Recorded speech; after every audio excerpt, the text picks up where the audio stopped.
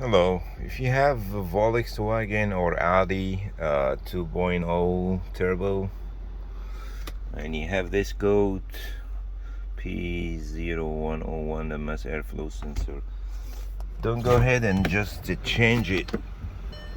Don't change the mass airflow sensor before you check the hoses. If you start your car and your car is cut right away, and it's only can go when the check engine light pops up, you gotta go down here and check this hose, the brusher hose, and that hose. Make sure it's connected and is not sucked, because these hoses get sucked.